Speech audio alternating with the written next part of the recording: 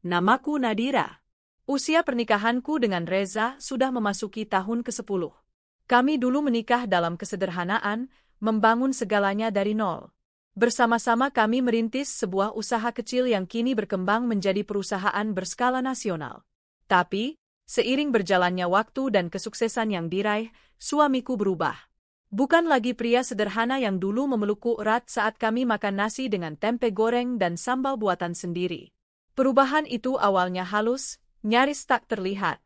Dia mulai jarang pulang tepat waktu, sering berdalih urusan pekerjaan, dan lebih banyak menghabiskan waktu di luar kota. Aku mencoba percaya, mencoba memahami. Tapi, perasaan seorang istri tak pernah salah. Reza semakin dingin. Kalimat yang dulu penuh cinta berubah menjadi jawaban pendek, dingin, dan terkadang menyakitkan. Jika dulu ia selalu mengelus rambutku dan berkata, "Kamu sudah cantik tanpa make-up," sekarang dia bahkan tak menoleh meski aku sudah berusaha tampil rapi saat menyambutnya pulang. Puncaknya adalah ketika aku minta uang tambahan untuk membeli bumbu dapur dan susu anak. Dia hanya melirikku sekilas, menghela napas, dan berkata, "Bisa nggak sih kamu atur uang rumah tangga dengan baik? Aku kan udah kasih jatah bulanan." Aku menunduk. Uang yang ia beri hanya cukup untuk belanja sayur, beras, dan kebutuhan pokok seadanya. Aku bahkan tak sanggup membeli lip balm murah untuk bibirku yang pecah-pecah. Tapi aku diam. Aku takut dianggap cerewet, takut dianggap tidak tahu diri. Hari-hari berikutnya berlalu dengan sunyi. Aku hanya menjadi penjaga rumah yang hampir tak dianggap keberadaannya. Suamiku berangkat pagi, pulang malam. Kalaupun bicara, itu hanya soal kebutuhan rumah atau urusan anak. Suatu malam, aku tak sengaja melihat slip transfer yang tercecer di meja kerja Reza. Awalnya aku tak berniat mengusiknya, tapi rasa penasaran mengalahkan segalanya. Tertulis dengan jelas, transfer kepada Tiara Amanda, 15 juta rupiah, keterangan, Beauty Package a monthly care. Tanganku gemetar. Siapa Tiara? Apa maksudnya Beauty Package? Kenapa uang sebanyak itu ditransfer padanya, sedangkan aku diberi uang seadanya bahkan untuk beli pembalut pun harus berpikir 2 kali? Dadaku sesat. Malam itu aku menangis tanpa suara di pojok kamar. Tak ingin anak kami mendengar isakan ibunya yang diperlakukan seperti bayangan di rumah sendiri. Keesokan harinya, aku memberanikan diri bertanya pada Reza. "Mas, aku lihat ada transferan ke nama Tiara." "Itu siapa, Mas?" Reza terdiam sejenak, lalu mengernyit. "Kamu ngintip dokumenku sekarang? Sejak kapan kamu jadi detektif?" "Aku cuma tanya baik-baik, Mas.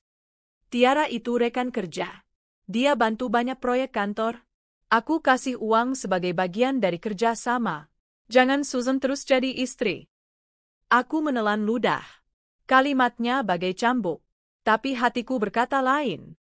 Uang sebanyak itu bukan untuk pekerjaan. Aku tahu. Reza sedang berbohong. Malam-malam berikutnya, aku tak bisa tidur nyenyak. Bayangan tentang wanita lain yang diperlakukan seperti ratu oleh suamiku terus mengganggu pikiranku. Sementara aku, istrinya yang sah, hidup dalam bayang-bayang. Bahkan wajahku sendiri sudah tak kukenal saat berkaca. Kusam, lelah, dan kehilangan harapan. Aku mulai menyendiri. Dalam kesunyian, aku membuka kembali dokumen-dokumen lama perusahaan. Surat-surat pendirian, akta perusahaan, dan semua berkas yang dulu aku kerjakan bersama Reza. Aku ingat betul, dulu kami sepakat bahwa nama perusahaan itu gabungan nama kami, Rezanad Corp. Reza dan Nadira. Tapi sekarang, aku bahkan tak pernah diundang ke rapat direksi. Aku merasa seperti tamu dalam hidupku sendiri. Suatu sore, saat menjemput anak kami dari les, aku bertemu Maya, sahabat lamaku sejak SMA. Kami dulu sama-sama membantu Reza di awal merintis usaha. Maya memelukku erat saat melihatku. "Dir, kamu kenapa kurusan banget? Kamu baik-baik aja?" Aku mengangguk pelan, berusaha tersenyum. Tapi air mataku tak bisa dibendung saat kami duduk di kafe kecil dan Maya bertanya lebih lanjut. "Aku tahu Reza berubah. Kamu bukan satu-satunya yang lihat itu." "Aku nggak ngerti, Mei. Aku cuma istri yang ingin rumah tangga kami utuh. Tapi dia lebih memilih perempuan lain dan memperlakukan aku seperti pembantu." Maya menggenggam tanganku. Pandangannya tajam. Kamu harus sadar, Dear. Kamu bukan siapa-siapa di mata dia sekarang. Tapi kamu masih bisa jadi orang yang jauh lebih besar dari sekadar istrinya. Kamu bisa rebut semuanya kembali, karena kamu punya hak. Kamu ikut bangun perusahaan itu dari nol. Kamu pemiliknya juga. Ucapan Maya bagai cambuk dan pelukan hangat sekaligus. Selama ini aku terlalu lemah. Terlalu berharap bahwa cinta akan memperbaiki semuanya. Tapi ternyata aku salah.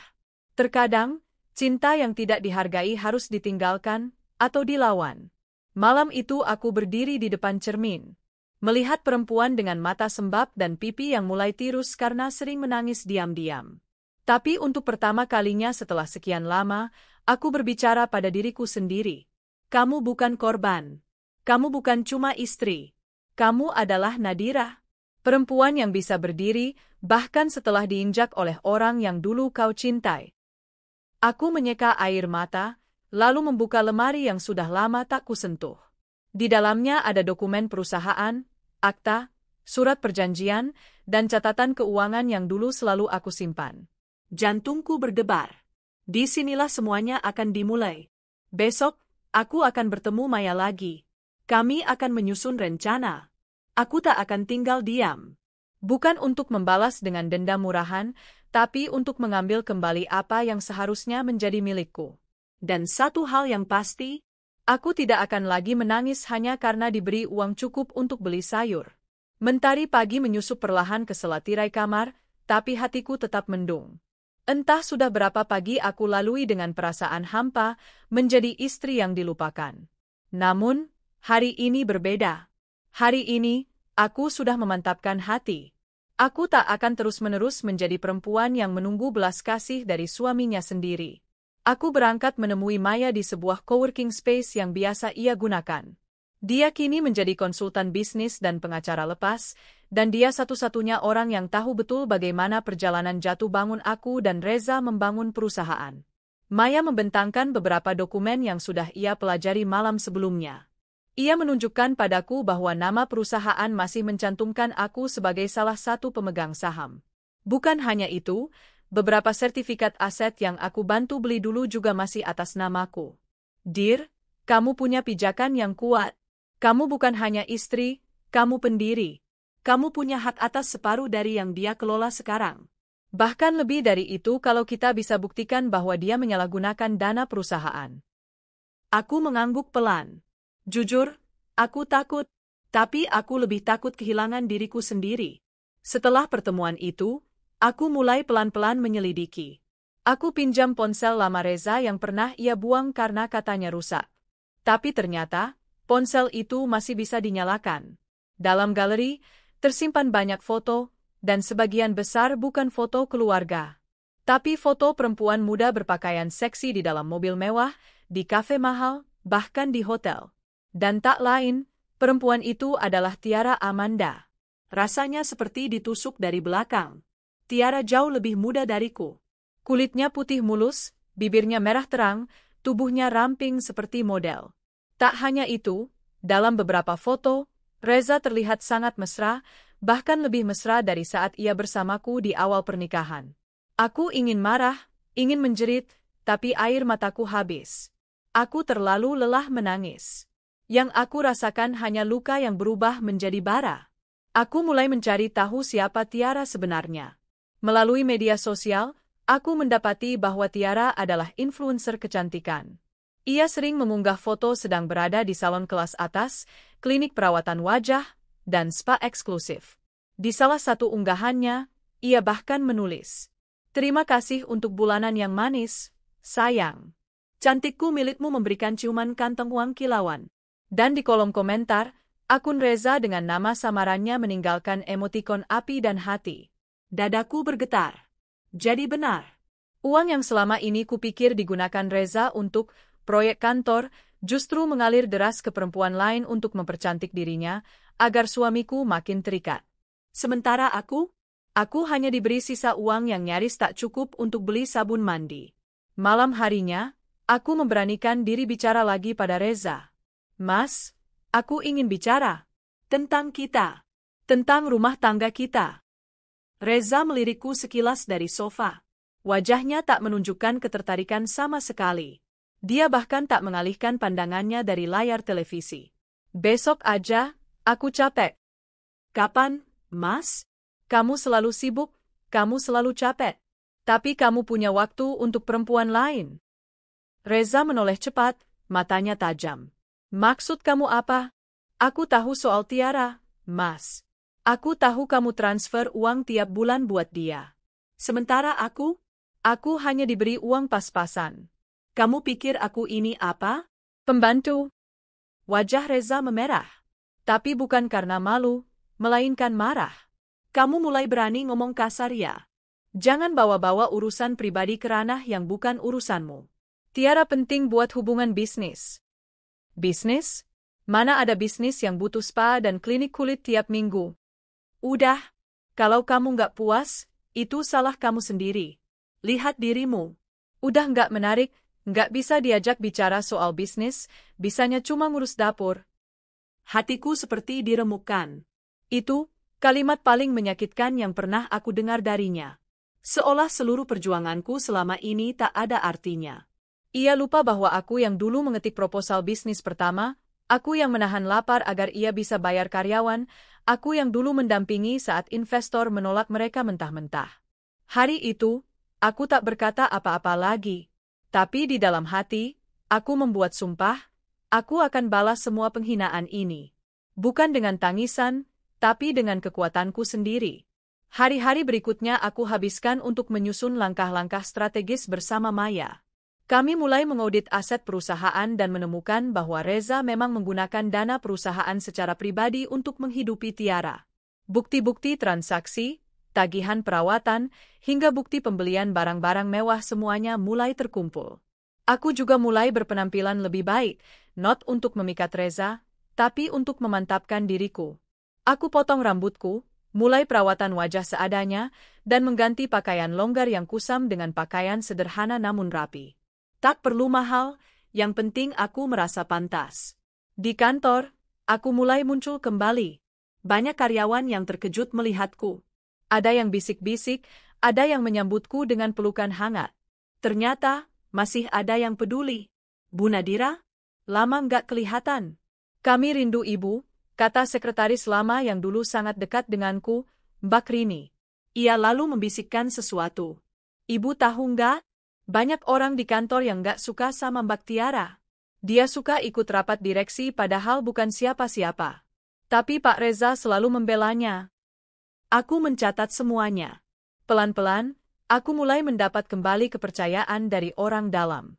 Suatu malam, aku menyusup ke kantor bersama Maya. Kami mendapat izin dari salah satu karyawan IT untuk mengakses beberapa email penting. Dan di sanalah, kami menemukan semuanya. Bukti pengalihan dana perusahaan ke rekening pribadi Tiara, manipulasi laporan keuangan, hingga proyek-proyek fiktif yang digunakan sebagai kedok. Kamu sudah punya semua yang kamu butuhkan untuk menjatuhkan dia, Dir, ucap Maya. Aku menatap layar komputer yang menunjukkan seluruh aib Reza dan Tiara. Mataku basah, tapi bukan karena sedih. Kali ini, air mata itu adalah awal dari kekuatan. Aku bukan lagi Nadira yang lemah. Aku bukan perempuan yang hanya bisa diam saat diinjak. Aku adalah fondasi dari perusahaan ini. Dan aku akan mengambil kembali segalanya. Termasuk harga diriku. Aku berdiri, mengepalkan tangan. Besok pagi, aku akan hadiri rapat Dewan Direksi. Kamu siap? Lebih dari siap. Aku akan buat Reza menyesal telah mengabaikanku demi wanita yang hanya cantik karena uangku. Pagi itu, aku berdiri di depan cermin dengan senyum yang belum pernah muncul dalam waktu lama. Bukan senyum bahagia karena dicintai, tapi senyum penuh kekuatan, karena akhirnya aku mencintai diriku sendiri. Aku mengenakan kemeja putih bersih dan blazer abu-abu tua.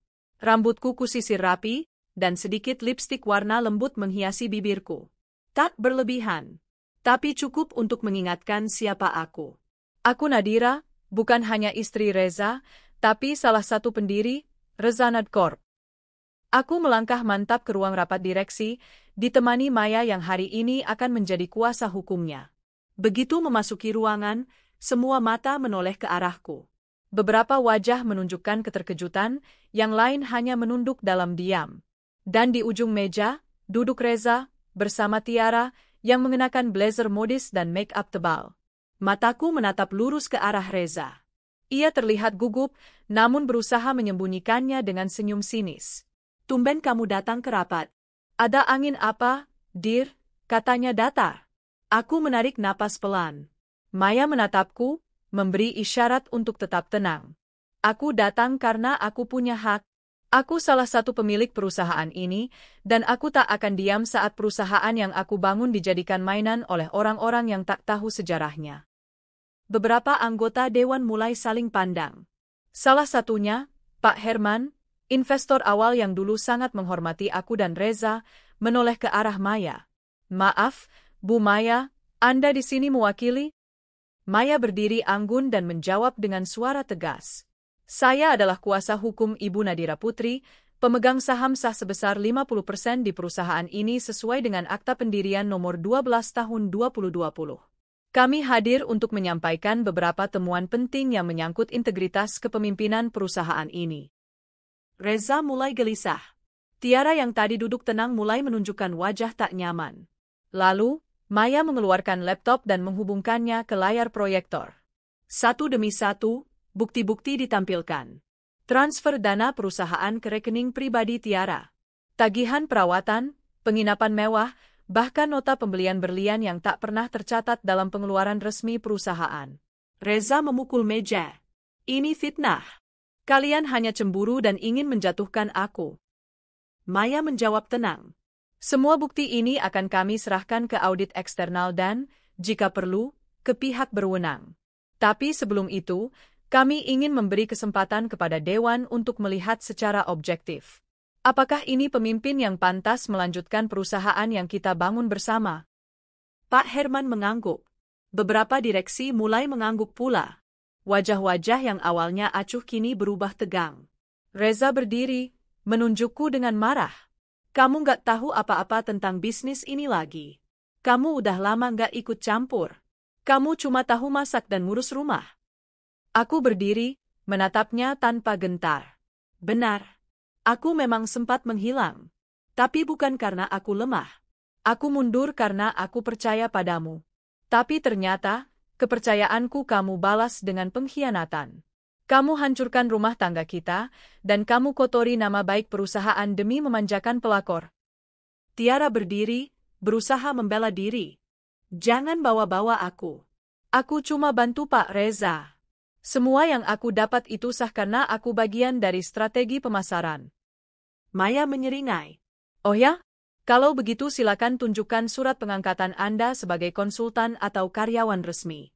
Karena dari semua dokumen perusahaan, nama Anda tidak pernah tercatat." Tiara terdiam. Wajahnya pucat. Reza duduk kembali dengan wajah murka. Aku melanjutkan. "Selama ini aku diam. Aku disalahkan karena penampilanku, karena kesederhanaanku. Padahal justru itu yang dulu kita banggakan, Reza. Dulu kita pernah berjanji, kita akan hidup dengan jujur dan rendah hati. Ingat? Tapi sekarang? Kamu bahkan membuangku hanya karena aku tidak seperti dia yang bisa tampil cantik dengan uangku."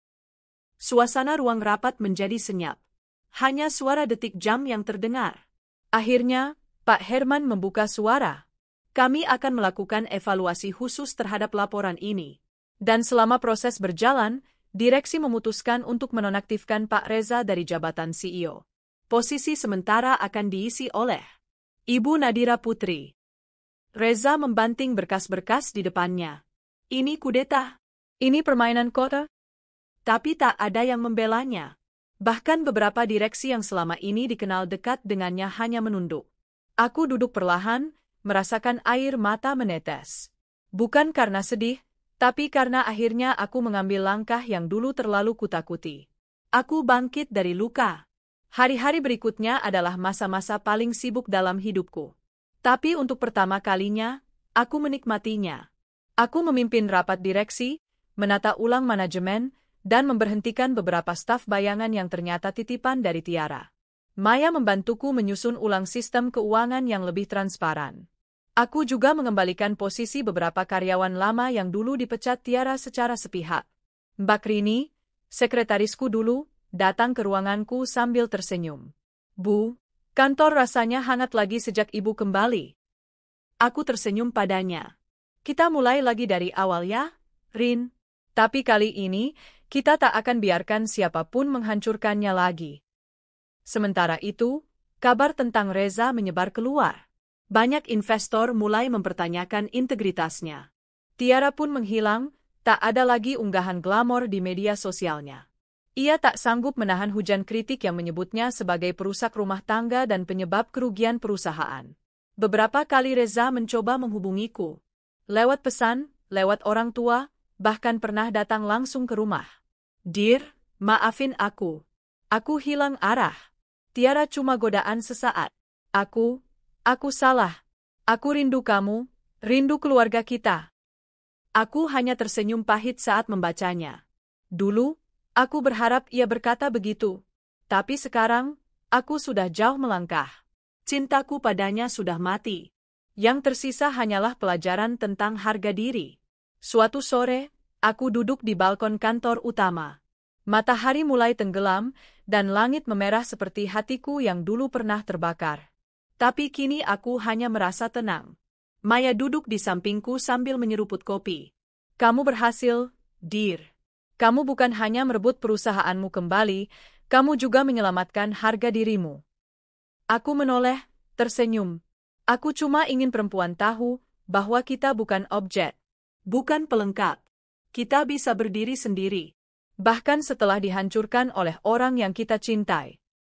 Angin sore menerpa wajahku pelan. Dan untuk pertama kalinya setelah sekian tahun, aku merasa bebas. Aku tidak hanya ingin merebut kembali perusahaan yang dulu aku bangun bersama Reza, tapi juga ingin menegakkan keadilan. Ini bukan lagi sekadar soal rumah tangga yang retak atau harga diri yang diinjak. Ini soal bagaimana seorang wanita yang dihina, diremehkan, dan dilupakan, bisa bangkit dan berdiri lebih tinggi dari sebelumnya. Setelah ditunjuk sebagai CEO sementara oleh Dewan Direksi, aku tidak menyia-nyiakan waktu. Aku membentuk tim audit internal dan menggandeng auditor independen untuk menelusuri kerugian yang selama ini ditutupi oleh Reza. Dalam waktu singkat, kami menemukan banyak kejanggalan.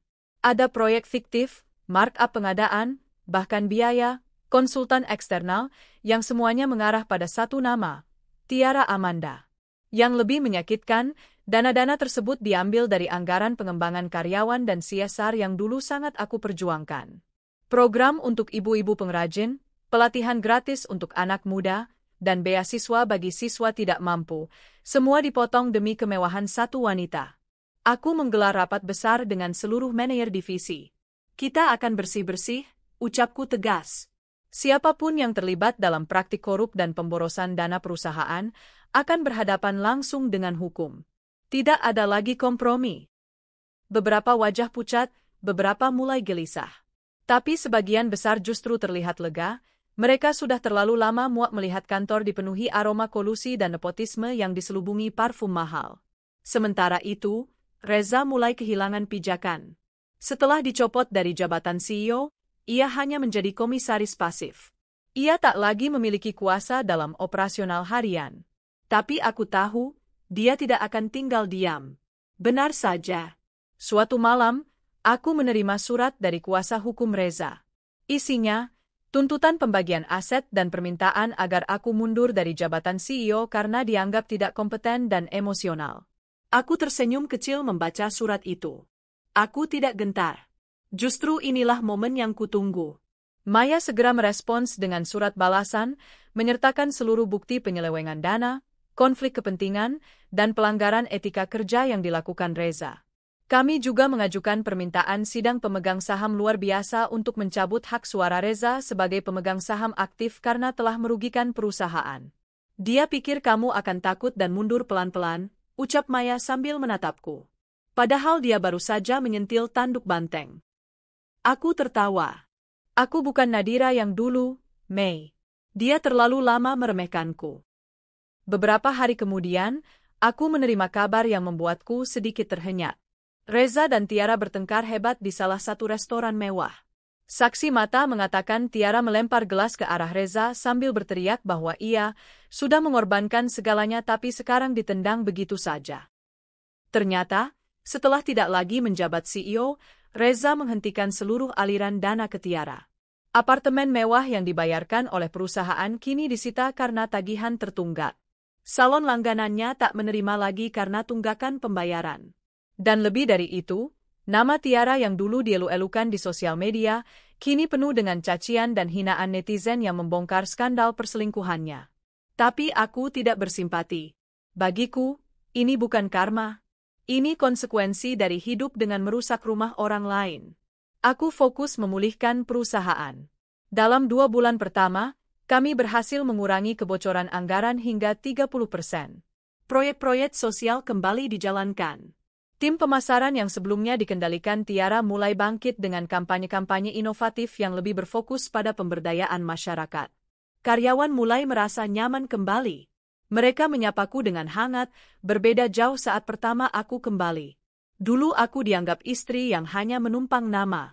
Sekarang aku menjadi pemimpin yang mereka hormati. Bu Nadira, terima kasih karena sudah membawa semangat baru ke perusahaan ini, kata seorang karyawan senior, Pak Wisnu. Selama ini kami merasa seperti berjalan tanpa arah. Aku tersenyum tulus. Kita akan buat tempat ini kembali seperti dulu. Bukan hanya untuk keuntungan, tapi juga untuk kebaikan. Namun satu malam, Reza mendatangi rumah. Kali ini bukan dengan nada tinggi, bukan dengan wajah marah, tapi dengan wajah lusuh, kusut, dan mata sembab. Aku kehilangan semuanya, Dir. Aku tahu aku salah. Aku butuh bantu kamu untuk berdiri lagi. Aku menatapnya lama. Lelaki yang dulu begitu angkuh, kini rapuh. Tapi tak ada sedikit pun iba di hatiku. Bukan karena aku tidak punya hati, tapi karena aku tidak mau kembali diinjak oleh orang yang pernah merobek harga diriku. Kamu kehilangan karena kamu mengabaikan yang kamu miliki saat masih punya segalanya, kataku pelan. Dear, aku minta maaf. Aku siap tinggalkan Tiara. Aku siap berubah. Aku menghela napas. Perusahaan ini berdiri karena kepercayaan. Dan kamu sudah mengkhianatinya. Bukan hanya kepercayaanku sebagai istri, tapi kepercayaan semua orang yang dulu berjuang bersamamu. Aku janji akan berubah. Kamu harus berubah. Tapi bukan untuk aku. Untuk dirimu sendiri. Karena aku sudah tidak punya tempat untuk kamu dalam hidupku. Reza tertunduk. Ia terdiam lama, lalu bangkit dan meninggalkan rumah tanpa kata. Aku menutup pintu pelan. Dan di balik pintu itu, aku tak menangis. Tidak seperti dulu. Aku justru merasa damai. Luka hatiku tak lagi bernanah, karena aku sudah sembuh dengan caraku sendiri. Beberapa minggu kemudian, sidang pemegang saham luar biasa dilaksanakan. Dan dengan suara bulat, Reza resmi dicabut hak suaranya sebagai pemegang saham aktif karena merugikan perusahaan. Ia hanya bisa menjadi pemilik pasif, tak memiliki wewenang apapun dalam pengambilan keputusan. Setelah keputusan itu, aku resmi diangkat sebagai CEO tetap oleh Dewan. Tak hanya karena aku istri pendiri, tapi karena kinerjaku yang berhasil membawa perusahaan keluar dari krisis kepercayaan dan keuangan. Dalam pidato pertamaku sebagai CEO resmi, aku berdiri di hadapan ratusan karyawan. Dulu aku hanya dikenal sebagai istri pemilik perusahaan. Tapi hari ini, aku berdiri di sini bukan karena status itu. Aku berdiri di sini karena aku tahu bagaimana rasanya dijatuhkan dan bagaimana rasanya bangkit. Kita semua mungkin pernah jatuh. Tapi yang membedakan kita adalah bagaimana kita berdiri kembali. Ruang konferensi penuh tepuk tangan. Dan di tengah gemuruh itu, aku tahu, aku sudah menapaki jalan balas dendamku. Tapi bukan balas dendam yang kejam. Melainkan pembalasan dengan keberhasilan. Reza, Tiara, mereka kini tinggal masa lalu. Aku sudah berada di masa depan. Bersama kekuatanku. Bersama harga diriku. Pagi itu Nadira berdiri di depan cermin besar di ruang rias rumah barunya.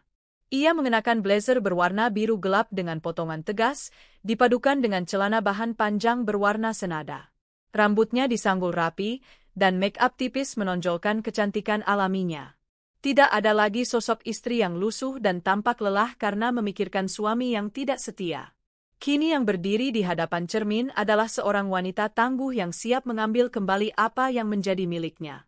Hari ini adalah hari penting, rapat besar para pemegang saham dan direksi utama perusahaan.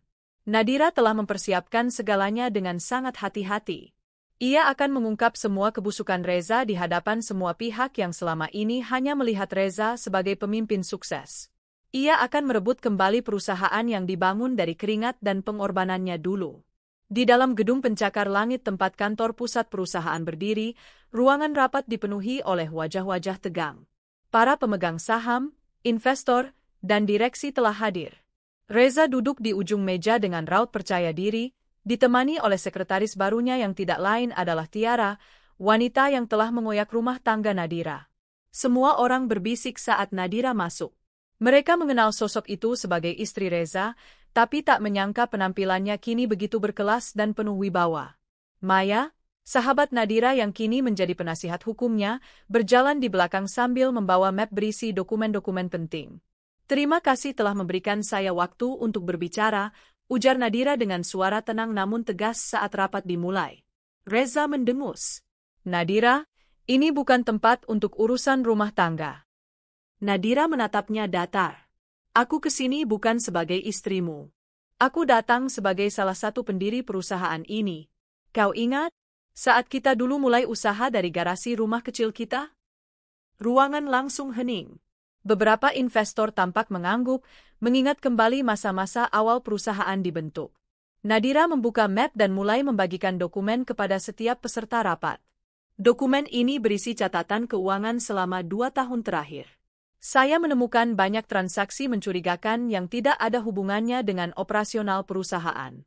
Salah satunya adalah pembayaran rutin sebesar 25 juta rupiah per bulan ke rekening pribadi seorang wanita bernama Tiara Yuliani.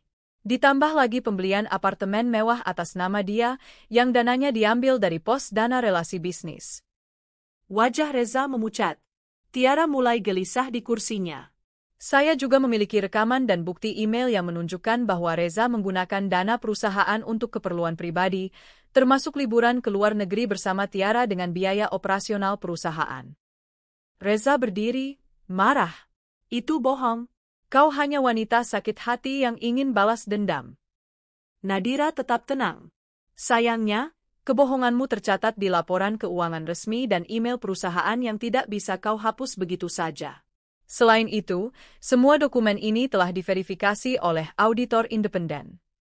Maya maju dan menyerahkan bukti audit serta surat pernyataan dari tim keuangan internal yang selama ini tertekan dan tidak berani bicara. Seorang investor utama berdiri dan berkata, "Jika ini benar, maka Reza telah merugikan perusahaan dan melanggar etika sebagai CEO. Kami tak bisa membiarkan ini terjadi." Reza panik. Ia mencoba membantah, tapi semua bukti sudah terlalu kuat. Bahkan beberapa direksi yang dulu setia padanya mulai berbalik arah. "Dengan semua data ini," lanjut Nadira, "saya mengajukan permintaan resmi untuk memberhentikan Reza dari posisi CEO dan menunjuk pemimpin baru yang lebih kompeten dan bertanggung jawab." Semua peserta rapat saling pandang. Voting dilakukan. Hasilnya bulat, Reza diberhentikan. Reza jatuh terduduk di kursinya, wajahnya memerah, dan Tiara diam-diam meninggalkan ruangan tanpa pamit. Setelah rapat, Nadira duduk di ruang CEO. Ia memandang jendela besar yang menghadap kota. Matanya berkaca-kaca. Dulu, ia hanya istri yang mengantarkan makanan untuk Reza lembur, mencatat transaksi harian, dan menjahit ulang seragam karyawan karena perusahaan belum mampu membayar tukang jahit. Kini, ia duduk di kursi tertinggi, bukan karena ambisi, tapi karena keadilan. Pintu diketuk. Maya masuk sambil membawa 2 cangkir kopi. "Kau luar biasa, Nadira," ujar Maya. Nadira tersenyum kecil. "Aku hanya mengambil kembali apa yang seharusnya tak pernah direbut dariku." Maya duduk di hadapannya. "Apa kau akan menuntut Reza secara hukum?" Nadira menghela napas. "Belum tahu. Tapi yang jelas, dia harus tahu bahwa perempuan seperti kita bukan untuk diinjak." Sementara itu, Reza duduk di kafe kecil tak jauh dari kantor. Wajahnya kusut, jasnya tak lagi rapi. Ia mencoba menelepon Tiara, Tapi nomornya sudah diblokir. Semua kemewahan yang dulu ia pamerkan perlahan menghilang. Bahkan beberapa kolega bisnis menutup pintu untuknya karena takut terlibat dalam skandalnya. Ia menyadari satu hal, ia telah menghancurkan segalanya dengan tangannya sendiri. Di malam hari, Nadira duduk di ruang kerjanya. Di depannya terdapat foto pernikahannya dengan Reza dulu. Ia menatapnya lama, lalu meletakkan foto itu di dalam laci, menutupnya pelan. Ia menyalakan laptop, membuka rencana besar untuk peremajaan bisnis dan perluasan cabang. Ia tak hanya akan memimpin, tapi juga membawa perusahaan ini ke puncak yang lebih tinggi dari sebelumnya. Di layar laptopnya, tertera kalimat pembuka dari visi perusahaan baru, dipimpin oleh hati, dijalankan oleh integritas. Nadira tak hanya menang. Ia menang dengan elegan, tanpa merendahkan dirinya seperti yang dilakukan Reza dulu. Dan itulah bentuk balas dendam paling indah, menjadi lebih kuat, lebih bijak, dan tetap bermartabat. Matahari pagi menyinari wajah Nadira yang berdiri di balkon lantai tertinggi gedung perusahaan. Angin sejuk berembus pelan, seolah menyapa kemenangan yang baru saja ia raih. Di bawah sana, lalu lintas kota sibuk dengan hiruk-pikuk kehidupan, namun di dalam hati Nadira ada ketenangan yang belum pernah ia rasakan sejak bertahun-tahun lalu. Ia telah melewati badai, diterpa pengkhianatan suami, dilecehkan oleh mertua, dan dijatuhkan oleh fitnah. Namun kini, ia berdiri tegak, bukan sebagai istri yang tertindas, tapi sebagai pemilik dan pemimpin utama perusahaan yang dulu ia bantu bangun dari nol. Hari itu, kantor Nadira dipenuhi oleh suasana baru. Para karyawan menyambutnya dengan hangat, bahkan ada yang tersenyum malu-malu, mengaku dulu sempat meremehkannya karena penampilannya yang sederhana. Nyonya Nadira, kami benar-benar tidak tahu bahwa selama ini ibu adalah pendiri dan pemilik perusahaan, ujar seorang karyawan dari bagian keuangan. Kami minta maaf jika selama ini tidak menghargai ibu sebagaimana mestinya. Nadira tersenyum lembut. Saya tidak butuh permintaan maaf. Yang saya butuhkan adalah kerja keras dan loyalitas kalian. Mari kita buktikan bahwa kita bisa membawa perusahaan ini lebih maju dengan integritas dan kerja sama. Sejak hari itu, Nadira mulai merombak sistem di perusahaan. Ia membentuk tim internal untuk mengkaji ulang semua kebijakan dan struktur yang selama ini tidak transparan. Ia juga membuka ruang curhat dan kritik dari para karyawan yang selama ini merasa suara mereka tak pernah didengar. Salah satu keputusan pertamanya adalah memberikan bonus kepada staf keuangan yang telah memberanikan diri memberikan bukti penyalahgunaan dana oleh Reza. Langkah-langkah Nadira disambut baik oleh banyak pihak, termasuk investor besar yang dulunya lebih percaya pada Reza. Bahkan media bisnis nasional mulai menyoroti sosoknya sebagai pemimpin wanita paling menginspirasi tahun ini. Namun di balik semua sorotan positif itu, ada satu hal yang belum selesai. Hubungannya dengan mertuanya. Suatu siang, Nadira mendapat telepon dari Mbak Ani, mantan asisten rumah tangga di rumah mertuanya. Suaranya terdengar terbata-bata. Nadira, saya tahu ini mendadak, tapi ibunya Mas Reza, sedang dirawat di rumah sakit. Katanya dia ingin bertemu dengan kamu. Katanya penting. Nadira terdiam. Sudah lama ia memutuskan untuk menghindari wanita itu.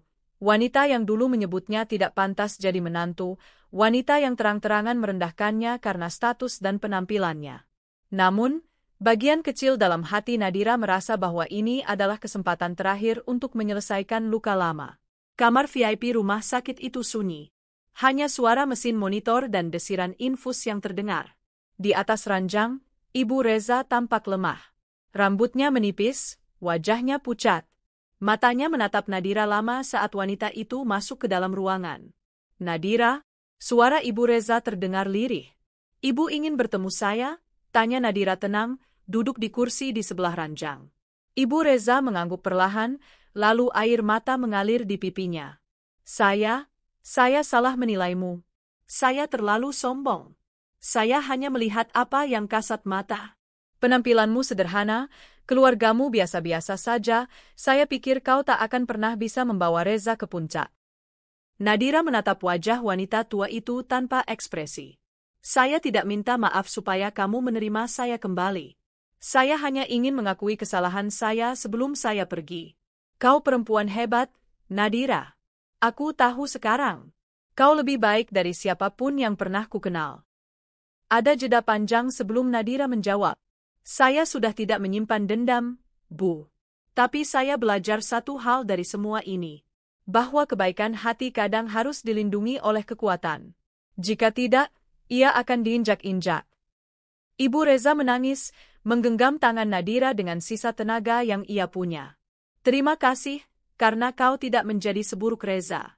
Kau tetap kuat, tapi tidak membalas dengan kebencian. Beberapa hari setelah pertemuan itu, Ibu Reza meninggal dunia. Reza hadir di pemakaman, namun dengan wajah muram dan mata sayu. Ia tak lagi memiliki aura percaya diri seperti dulu. Keluarga besarnya kini menjauh, teman-teman bisnisnya menghindar. Hanya beberapa kerabat dekat yang masih peduli. Nadira datang, berdiri dalam diam di kejauhan. Ia tidak datang sebagai mantan istri Reza, tapi sebagai seseorang yang pernah menjadi bagian dari keluarga itu. Ia datang untuk memberi penghormatan terakhir. Saat semua orang bubar, Reza menghampirinya. Kau menang, Nadira, ucap Reza pelan. Nadira menoleh. Aku tidak pernah ingin menang darimu, Reza. Aku hanya ingin kau berlaku adil. Tapi kau memilih mengkhianati kepercayaan orang-orang yang paling mencintaimu. Reza menunduk. Aku kehilangan segalanya. Karena kau tidak pernah menghargai apa yang kau miliki. Kalau waktu bisa diputar, sudah terlambat, Reza. Tapi kau masih bisa memperbaiki hidupmu. Aku tidak akan menjatuhkanmu lebih dari ini. Tapi kau harus belajar dari kesalahanmu. Reza mengangguk pelan. Untuk pertama kalinya, ia menatap Nadira dengan mata penuh penyesalan, bukan amarah atau arogansi. Beberapa bulan berlalu. Di tangan Nadira, perusahaan berkembang pesat. Ia membuka program pelatihan untuk perempuan yang ingin menjadi pengusaha, khususnya para ibu rumah tangga dan janda muda yang kerap dianggap sebelah mata.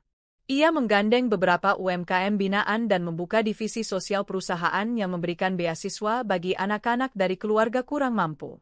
Suatu hari, Nadira berdiri di panggung seminar nasional bertajuk Perempuan dan Kepemimpinan. Ia menjadi pembicara utama di depan ribuan orang yang antusias mendengar kisah hidupnya. Saya pernah dianggap tidak layak. Saya pernah diinjak, diremehkan, bahkan ditertawakan. Tapi saya tidak membalas semua itu dengan dendam.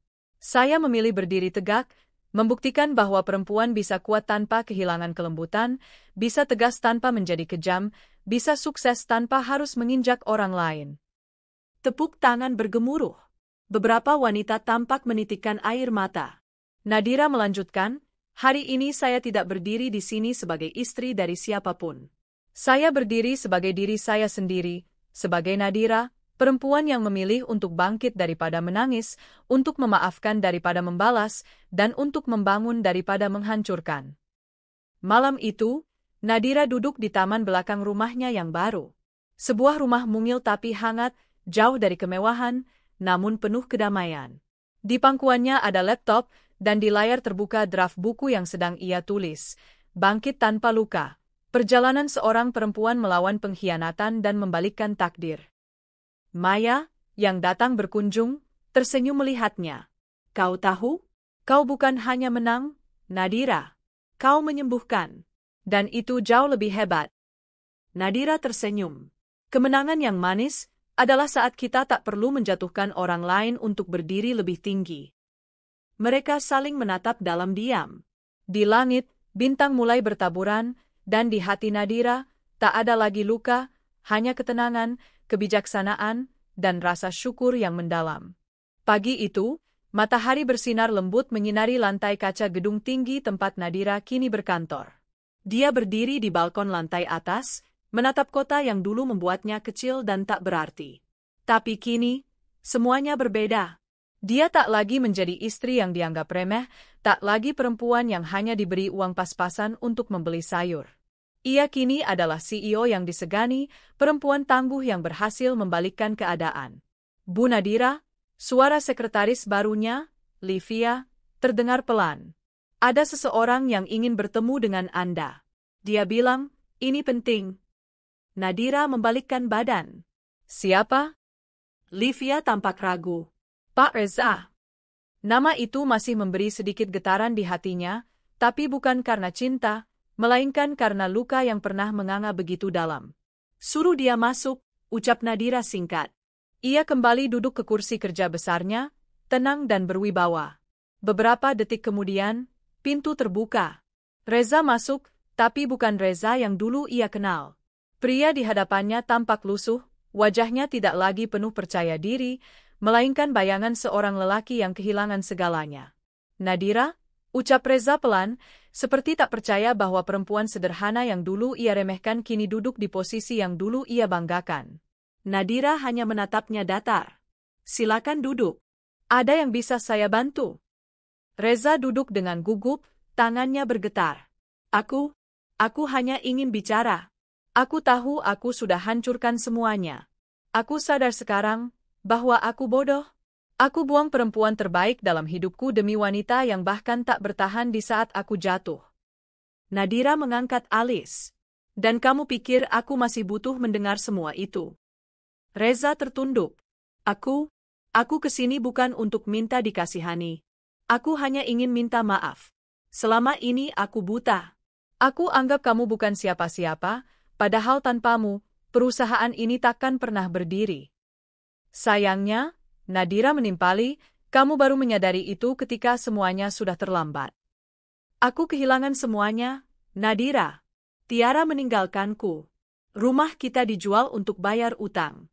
Sahamku di sini lenyap. Sekarang aku hanya seorang pria pengangguran yang hidup dari belas kasihan orang tua. Nadira mengangguk.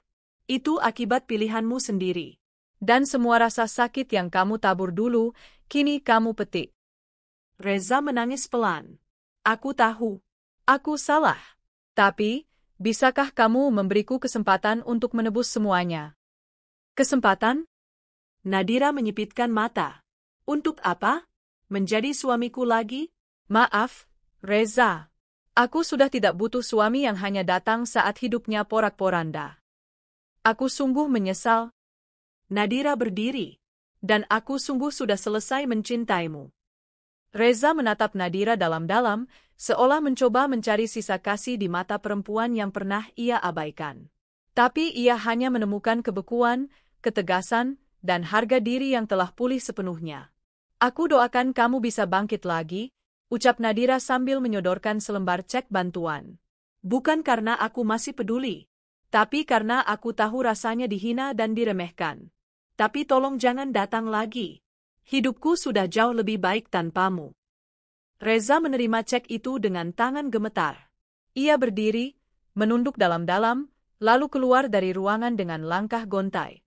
Untuk pertama kalinya dalam hidupnya, Reza benar-benar merasakan arti kehilangan yang sesungguhnya. 2 minggu setelah pertemuan itu, Nadira berdiri di depan panggung sebuah seminar perempuan. Ia menjadi pembicara utama dalam acara bertajuk Perempuan Bangkit dan Berdaya. Dulu, ujarnya di depan ratusan peserta, aku hanyalah seorang istri yang dianggap tidak penting. Aku diberi uang pas-pasan, disuruh diam di rumah, dan tidak dihargai meski ikut membangun bisnis suamiku dari nol. Tapi ketika aku tahu harga diriku diinjak, aku tidak memilih menyerah. Aku bangkit. Bukan demi balas dendam, tapi demi membuktikan bahwa aku berharga. Tepuk tangan riuh memenuhi ruangan. Perempuan, lanjut Nadira, tidak harus cantik karena make-up mahal. Kita bisa cantik karena luka yang kita rawat sendiri, karena keberanian kita memilih bangkit, dan karena kita tahu nilai diri kita sendiri. Maya, sahabat Nadira, berdiri di samping panggung dengan mata berkaca-kaca. Ia tahu betapa panjang perjalanan sahabatnya itu. Dari istri yang dibodohi, kini menjadi inspirasi nasional. Kamu luar biasa, Dir, gumam Maya saat Nadira menghampirinya. Nadira tersenyum. Aku hanya mengambil kembali apa yang menjadi milikku, termasuk harga diriku. Sore hari, Nadira kembali ke rumahnya yang baru. Sebuah villa sederhana tapi hangat di tepi kota, jauh dari hiruk-pikuk pusat bisnis. Ia membuka pintu dan disambut tawa anak-anak panti yang diasuhnya melalui yayasan sosial yang ia dirikan, Cahaya Perempuan. Bunda Nadira datang, seru salah satu anak. Anak-anak berlari memeluknya. Nadira memeluk mereka dengan senyum hangat. Inilah harta sejatinya, Cinta tulus yang tak mengenal pengkhianatan. Di dalam rumah, ada ruang kecil penuh buku dan tanaman, tempat favorit Nadira. Ia duduk di sana dengan secangkir teh, memandangi langit senja yang lembut. Hatinya tenang. Ia tak lagi berharap Reza menyesal, karena semua sudah cukup. Ia tak menyesal pernah jatuh, karena dari jatuh itu ia belajar berdiri. Terima kasih, Tuhan, bisiknya pelan. Telah kau bukakan mataku, dan kau kuatkan hatiku. Beberapa tahun kemudian, Nadira dikenal sebagai pengusaha, aktivis, dan penulis buku motivasi. Kisah hidupnya menginspirasi banyak perempuan untuk berani memperjuangkan hidup yang lebih layak. Judul bukunya menjadi viral.